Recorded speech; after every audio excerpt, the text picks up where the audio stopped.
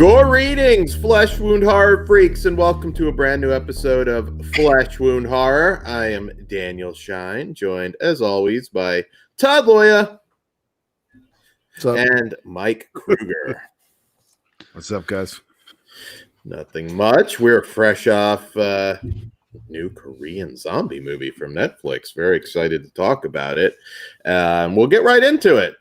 So this film is from director Lee Cho, and it is #Alive. So this one, the rapid spread of an unknown infection has left an entire city in ungovernable chaos. But one survivor remains alive in isolation within his apartment. This is his story. All right. So we're fresh off this, excited to talk about it. Kruger, what did you think of #Alive? Because you've said on the show in the past that you're not the biggest zombie guy. So I'm curious, did this one do it for you? Yeah, so I literally just got done watching this like right before we recorded. So honestly, man, I was really, really impressed. Within like 2 minutes, shit just hit the fan. And like I just love that everything in this movie was super powerful and like relevant to the times we're living in. And just in general, it's a great movie. It's well shot. The cinematography is really, really good. There's a shot that we get like looking through a pee hole, and we see like a kill happen. That was really, really cool. And also some stuff we see like through a drone.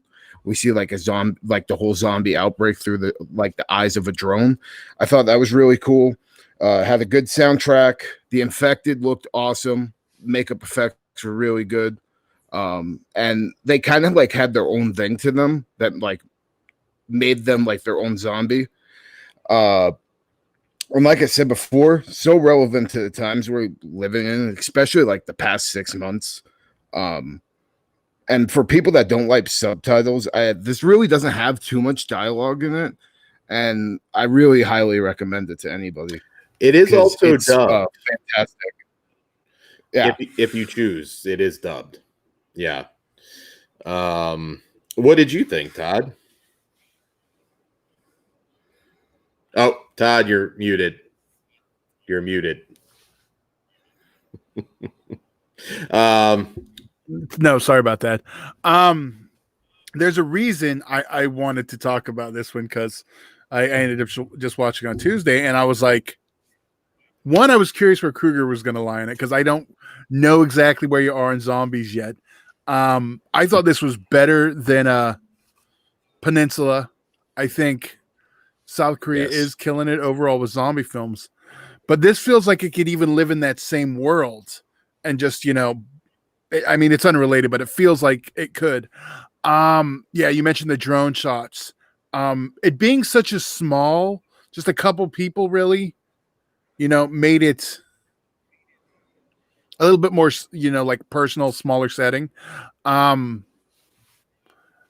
And I didn't know we were going to leave. Like, I thought we were going to stay in the apartments the whole time, but I mean, more stuff happens. But overall, I love this one. Yeah. Yeah, it's in one way, and I agree, by the way, because you guys can go back and listen to our Peninsula review, but I do actually think this is better. I think this gets it right. It's and if you are looking for our Peninsula review, it is episode 315. There you go. So you're right. I mean, this is like definitely a movie for the times. It almost, part of me almost thought like, man, I wonder if they added anything in the last 6 months, particularly towards the end, which I think is fantastic. It's like they knew. They knew. It's a cool shot. Careful what you say, Dan. Towards the end, which I thought was a really nice touch. It's not overly, not overly sentimental, but it does kind of quietly tug at the heartstrings at the same time. I don't know, man. It got me a couple of times really, really good. Like honestly, Mhm. like I'm not gonna be afraid to admit, like I had some teary-eyed moments. Yeah, it does it in a very clever, I think, realistic way. There are a couple laughs at the beginning. I thought Mhm. the selfie stick and the dude falling out the window. So Yeah, it I'll does, talk about more of that with spoilers. it has some moments of humor and very creative suspense moments between buildings and in one way it's hard to be completely original with the zombie movie now, and I could see some people even with this saying it's like, well, we kind of seen it before. This doesn't reinvent zombies, but the relationship between the characters, the very small amount, not a whole lot to be had here, was just fantastic. Again, there are some twists and turns you have seen before within an apocalyptic zombie film, but I think this just I think the was there. acting though is what really set me to like Mhm. falling in love with this movie. Like the acting is so well done. I'm gonna butcher his name, but Ah In Yo, who played the part of Oju Woo, Mhm. gave a like great performance. Like some of the best, and like this had some of the best acting performance I've seen in a zombie film in a while. Like I think this is on par with Train to Busan, in my opinion. Yeah. Yeah. Another thing that I liked about it. Now there is one dumb moment as far as a character decision, but for the most part, I liked. It was a little more realistic in the sense that if something like this happened, realistically, you're not just gonna go out until you absolutely have Yeah. no other choice. Well, Uh, I think part was a metaphor, especially for what we had to do with quarantining. yeah. Like and like the one thing I thought this movie has some like great messages. Like I got this like message about technology and like electronics and how like they can bring you together and like yeah, I mean for example, what's going on with the pandemic, if you guys can't see each other, you can video chat or use your Yeah. phones to communicate. And how like technology is important. And Mm. then another thing I got out of it is like, this is really a big thing I think it instills is like how through a pandemic or a zombie outbreak, no matter what bullshit's going on in the world, we have to help each other survive. And I think in the end, that like moments like that is what makes a great zombie movie. Absolutely. Yeah. And yeah, people needing people, and it's interesting because this is about a minute, 2 minutes maybe, and it throws you right into it. So there's not a Yeah. ton of background story on our characters, but yet you still are rooting for them. I think there was enough time though to like develop like how our main character is, and I mean obviously he was what, like a guy in his 20s, still living with his parents, maybe Mhm. had some mental health issues. Like I was getting that out of it too. Mhm. So I yeah, this is That's the one part I was confused on. Did he live with his parents, or were his parents just paying his rent and stuff? They were at their no, office. I think Okay. yeah. So I yeah, I mean, they may have been. I don't know if they. no, I couldn't figure. But then as I was watching, I was like, well, they have smaller apartments. They're smaller people. He. If you look at his place, there was no sign of any woman living there. I mean, he was very out. Uh-oh. Well, we lost Holy Dan. shit. So he said the word woman and like he magically disappeared. So okay. Hopefully we get him back momentarily. Yeah. Well, now we got Phil on. But yeah, man, hey, I'll start going. So overall, this is a masterpiece. Like, quite frankly, if you've heard my past reviews, like Dan was saying before, I say that I'm not really a zombie guy, but after 2020, with things like zombie, I love zombie too, but things like Yummy, that recently have come out, and Train to Busan, which came out a couple years ago. I gotta say, I can't really say I'm not a zombie guy anymore, because I mean, I'm gonna have some very, very high ratings in the upcoming episodes. I think with more zombie movies we get out of like this pandemic, like I didn't even relevant to horror, just like other zombies movies were in the past, with stuff that's going on in the times. Yeah, zombie movies tend to normally be like good zombie movies tend to normally encapsulate the time you're in and talk about the problem without talking about the problems. So I think this follows that tradition of the Romero zombies. Because it's weird. I'm definitely a zombie guy, but I like good zombie films. So I get where you're coming from. There is a shitload of bad ones. Oh, and it's also like very cool to see like how with stuff like Yummy, like it's all on a completely different side of the spectrum with like hilarity and over the top gore. And I think with #Alive, it's not really over the top with its gore. It does have its moments, but it's not gore filled. And it's more serious and takes this tone that I don't know why zombie films are so powerful, but I mean, I think this really proves how powerful a zombie film can be. And like, I think this shows like the pain of anything that was going on the past 6 months. And like, it really conveys that well. And it's a 5 out of 5 for me. Yeah, I'm 100% a 5 out of 5 too. I know, Dan, you kind of we kind of lost you for a minute. Oh, okay. I wasn't sure if you saw me now. I was trying. Oh no. Yeah, the last thing we heard was you said woman and you disappeared, so we figure you just like self-destructed because you were talking about your favorite. Apparently, no, I agree. This one is really what a great zombie movie in the tradition of a Romero film should be. It did have a great commentary on society. Again, you have moments of where it's very familiar. It's like, okay, I've seen this character here, I've seen that character there, but nonetheless, this is fantastic. It's way better than Peninsula, so don't let it pass you by. I give it a 4.5. All right, let's get spoilers then. Yeah, let's talk spoilers. So, guys, now if you haven't seen it, would be the time to drop off and then pick back up after you have, because we're going to talk more openly about the movie. So, you have been warned. You have been warned, and the graphics up. So, Dan, there you go. Krug, whoever wants to go first, have at it. Yeah, how about you, Dan? Because you were talking about some stuff that you saw in other movies or things that you thought were dumb moments. What did you find that bothered you?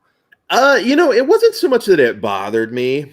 Like I said, it's very hard to be completely original in a zombie movie. There are literally probably 100,000 zombie movies at this point, it feels like.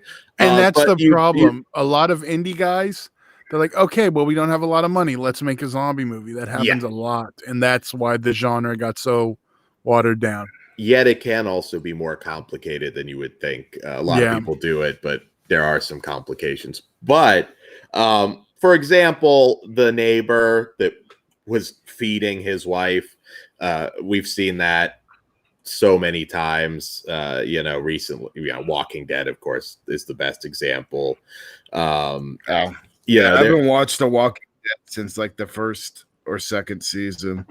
Oh, okay. Well, even then, you had stuff like that, but there's also a lot of clever bits too. I thought the drone back and forth between he and the girl in the other building, I thought that was really clever. I love the sequence where the zombie starts crawling up and he's trying to figure, oh my God, how am I gonna, do something? Yeah, and then with the hand gag. Yeah. It was. It's one of those films too. Like for me, and I love zombies. I always try and put myself in there. Like, all right, what would you do? All right, in this scenario, what would you do? And this one had my mind, kind of racing, which I thought was was nice. I always say that in an apocalyptic scenario, you'd probably have that level of extreme depression, but then also at some point where you just, I don't know, to keep yourself entertained, you just go fucking batshit too. Not zombies, but Quiet Earth is a example of a really good sci-fi film I like. But yeah, it's very like nice, quiet moments. The message on the phone from his family was really nice. And then his reaction to hearing that obviously, you know, they were in distress. That was pretty powerful. It does everything right. When this actually began, I thought this was going to be a very different kind of movie with the hashtag and everything. I'm like, oh, okay, this is going to be like a video game slacker that's going to be fighting zombies. I thought this was going to be more like a Korean Shaun of the Dead sort of deal. Because it had a hashtag. You read a lot into that, Dan. Well, I'm he's a surprised video you didn't. gamer. That's all you know about him. I'm surprised you didn't introduce this as # alive. Shut up, Todd. That's messed up. I know technology. I know what a hashtag is. I'm on the Twitter, Todd. Calm down there, Dan. God damn it. But yeah. If you are a zombie fan, like you can tell me the same story twice as long as you tell it well, and this told it well. So I was happy with it. Like I said before, though, I love the way the zombies like were moving and stuff, though. Like especially with like that there was this scene with a girl cop that like the zombies like took her down and then crawled to bring her to the other zombies. I thought that was like one of the, like the really, really cool scenes. Mm-hmm. And like that scene when he was getting like the text from his mom, like you said, and like from his family, and then he's having that dream while he's getting drunk and stuff about like, you know, missing his family. And, you know, he eventually, you know, tries to kill himself and shit. Like, I just think that this movie like was way more powerful than I thought it was going to be. Like you said, I didn't know if it was going to go with a comedic role from like the stuff I saw in the trailer, but this is like seriously some really powerful stuff. And I think it's safe to say that Korean cinema has mastered the zombie movie. Yeah, well, Korean movies in general, I'm a big fan of Korean cinema. And the other thing that I liked about this now, particularly just my own thoughts with the pandemic and everything, was the thing that I always thought the most about was like friends I had or people that I knew that were pretty much just alone. And that, yeah, you know, like I haven't been alone during this, but even in my own head, I'm like, man, what if you're just like alone in like New York or some big city in just an apartment during all this? It's been hard for me, but I can only imagine for somebody like in this movie that it has to be horrid. I mean, you know, so many months into it now. Yeah, no, dude, this conveys the pain that we have gone through as a human race, I think, in the past 6 months. Like, it's definitely a strange time we're living in right now. And, you know, I'm but, you know, I'm grateful for movies and I'm grateful for stuff like this that's going to document, you know, the pain we felt. Because, I mean, if we don't document it, then it never existed. So, absolutely. Todd, any spoiler thoughts that we didn't touch on? No, you guys pretty much nailed it. Yeah, I just can't, you know, recommend this one enough. Absolutely. All right, guys. So that's all we have for you today. Be sure to stalk us on social media. We appreciate it, all of your support. And be sure to tune in to our other shows. We've got Babysitter. Yeah, I know Dan just says that this is all we have for today, but it's really not. So go check out the Babysitter Killer Queen show. Yeah. Because this is not all we have today. So good. Get it twice. 2 times the terror, 2 times the Todd. On that note, that's gonna be the we're gonna be out on this one, and go check out the other review. There you go. Good night, guys. Sick.